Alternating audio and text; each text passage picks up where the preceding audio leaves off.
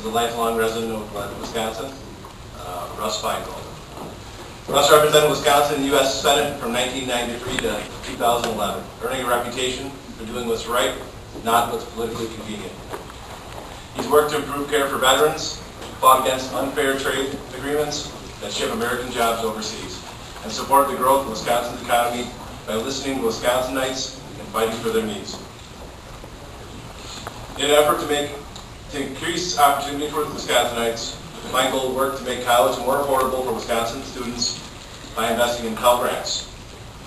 He fought to help Wisconsin farmers to get access to desperately needed credit during the recession and helped expand access to broadband across Wisconsin for small businesses, schools, and clinics.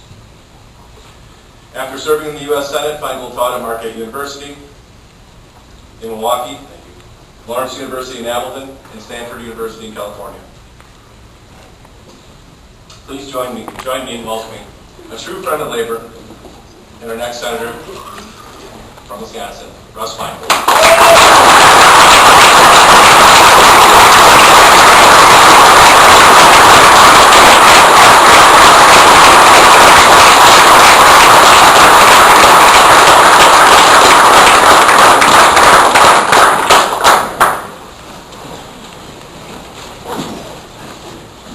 Thank you so much. It is good to be back with you guys and appreciate the support tremendously as we fight this battle in 2016.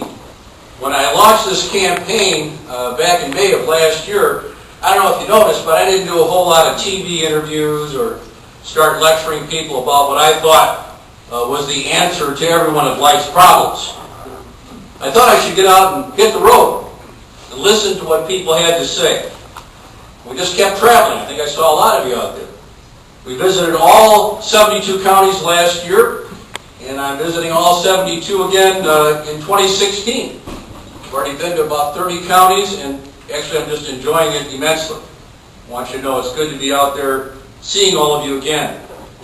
To me, this idea of listening is a fundamental requirement when you run for office. It's not just a luxury.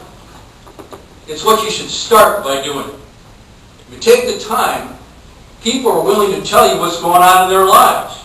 So if you go into a diner, you guys know this, if you go into a McDonald's or anywhere in the state, basically in the morning, there's always the same group of people meeting together. They have a table. They're having coffee. And if you go over and ask them what they're doing, just about everywhere in the state, they'll say the same thing. We're over here solving the world's problems. And they always say, how's that going? And they go, well, we'll let you know when we figured it out. But if you sit down and talk to people in a setting like that, actually there's a whole lot of wisdom there. Sometimes I sit down. Sometimes my campaign puts together roundtables of students, or seniors, or veterans. Many times these conversations are just spontaneous as I visit supper clubs and coffee shops. But time and time again, and this won't surprise you, the thing I hear the most, the major thing I hear, is that people are continuing to have a pretty hard time paying their bills.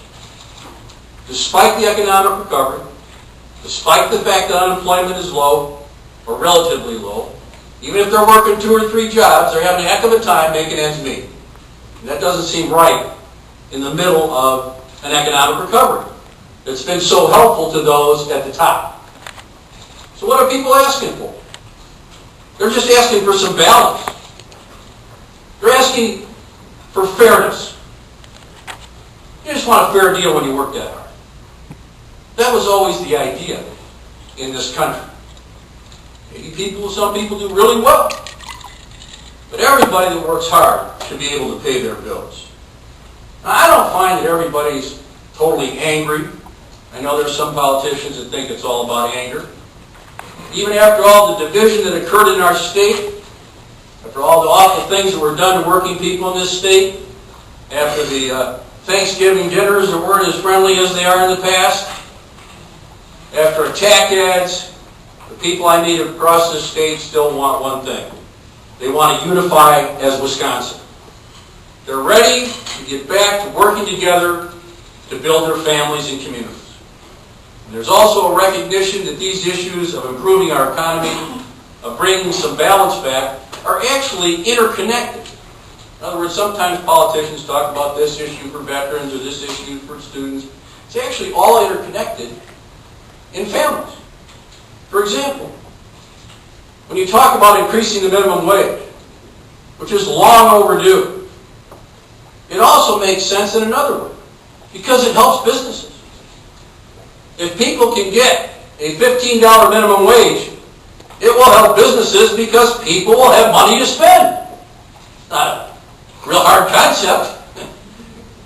But our friends on the other side are like, well, it's going to destroy me. No, it means people have money to buy stuff.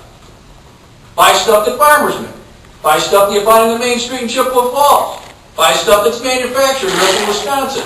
These are things that people can buy when they have a little bit of extra money, aren't sucking air when it comes to paying their bills. That's what the minimum wage is about, in addition to fairness. Another good example is we have to provide family leave for parents. Paid leave that allows families to plan for their future and upholds our belief that caring for a newborn child is not just a priority, but being able to spend that time with that child is something that someone who works hard should be able to do and should be welcome to do without fear or insecurity. This is good for the new child. It's good for the parents. And it's good for the employer who gets a happy local employee as they build their family. And the issue that I've probably heard the most about in this area, in all 72 counties, is the cost of higher education. Whatever type of higher education your young boy or girl in high school was thinking of doing, that cost is putting a tremendous economic strain on families and a very fearful amount of debt. It ripples throughout our local communities and the state as a whole, and I give you, to me, which is a very telling example. Yeah, we went to like 12 campuses to talk to students, and they told us all kinds of stuff.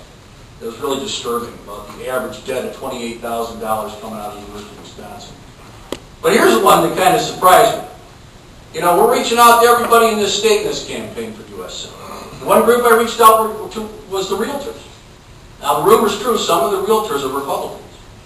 It's true. But I agree with them on some of their issues. And I wanted to emphasize that my door is always open. So I said to the realtor, what are your top priorities? Number one, not a big surprise, keep that mortgage interest deduction in place. I agree. It's one of the ways I've been able to have my house. Second one's no big surprise. He said, we got to make sure we keep state and local property or taxes and property taxes deductible at the federal level. I agree with that too. It's very important because we have pretty high property taxes in Wisconsin. Not a big surprise. But the third one, he said, now our third priority is student debt. Realtor. Student loans. And he explained why. Because what does he want to do? He wants to get that young couple coming out of college who have a couple of jobs now, starting their life. He wants to sell them a house. But if they're strapped with those huge student loans, they're not going to be able to buy a house for many years. So this isn't just about the young couple. It isn't just about the realtor. It's about the person that builds a house. It's about the guys that make the windows up in Ladysmith that might go in the house. It's about the painter. It's about everybody. It's about all of us. These issues are about whether we are going to come together as an economic community and as a general community. And so that's a way that we can talk about this. We can talk about the fact that all of these issues come down to fairness, but also making sure our economy works. But I want to tell you, having said all this, no one issue has greater impact on a community than the baseline question of whether you can find a job and keep that job. Having the security of knowing with some certainty that one of these big companies isn't simply going to pull up stakes and go overseas. We hear this over and over again. I was just over at Ripon, the old Speed Queen. They employ over 1,400 steelworkers. It's just crucial that companies like that continue to succeed in Wisconsin, as Richard Ford.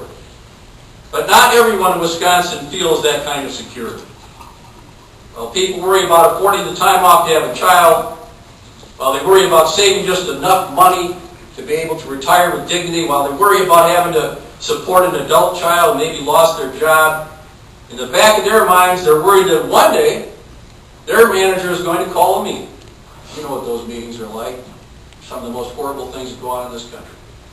They call a meeting and they announce layoffs. It's a fear that no one in Wisconsin should have. And it's one that didn't used to exist. But it's a fear that's real. Because we've seen deals like NAFTA upend families and gut Wisconsin's middle class. As you know, I opposed NAFTA from the beginning, despite the fact that both the Democratic president and the Republican leadership were pushing us to vote for it. This wasn't just something that happened and then everybody moved on and forgot about it. If you really travel Wisconsin, if you take the time to go to communities of different sizes all across the state, you know the violence that has been done by the trade deals, and it is still being felt today. Trade dislocations have cost at least 535 jobs in Wausau. Nearly 900 in my hometown of Janesville. And apparently at least 2,470 jobs vanished from the Appleton area. When jobs are lost across the community, just like the other thing I was talking about, everybody feels the pain. Local businesses have to close because families no longer have the income to sustain them. People start to move away in search of a new job. I saw that happen in waves in Janesville. Now schools in the community suffer because programs have to be cut. More people move away as crime goes. It's a spiral that many tens of thousands of Wisconsinites know all too well. My friends, it doesn't have to be this way. It must not be this way.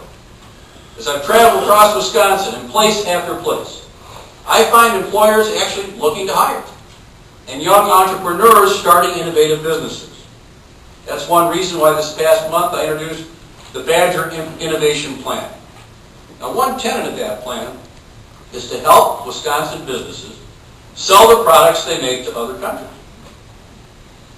We want to encourage exports. But we want to encourage exporting Wisconsin products, not Wisconsin jobs. That's what we need to do.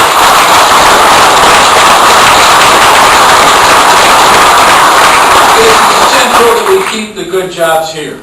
But to keep Wisconsin's economy headed the right direction, there's another fight that means we have to unify again as families and as Wisconsin.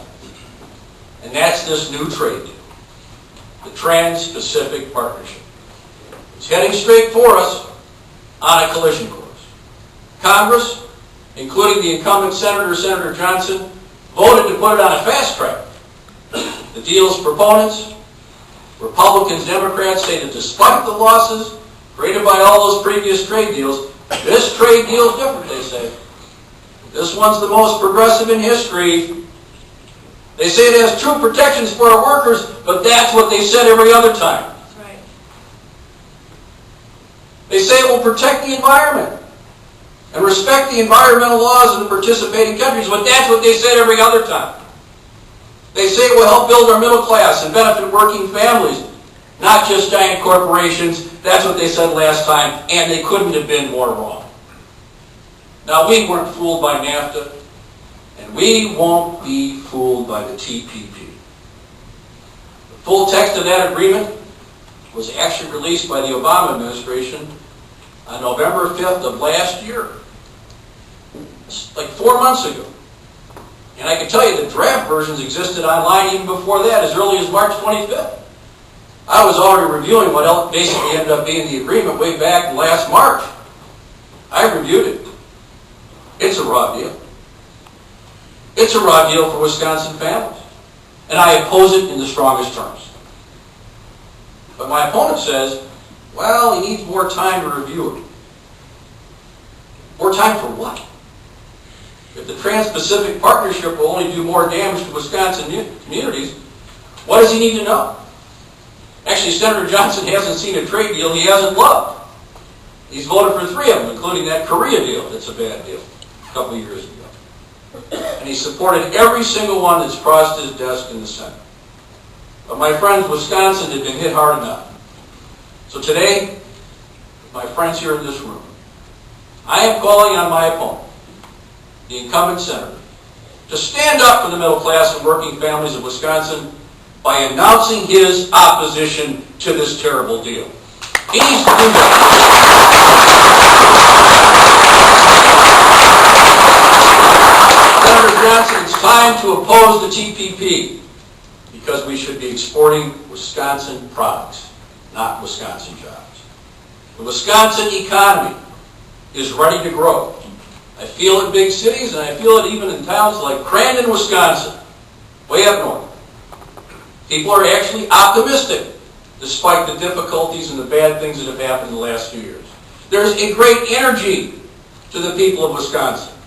They're ready to come together and build our communities if our leaders in Washington are willing to stand with them. But we need to stand with them and with their jobs and with their hard work. That's the deal. That's the way it has to be. So I want to thank you for all of you for what you do, for having me here, and I look forward to working with you this year as we win all these campaigns together. Thanks so much for your support.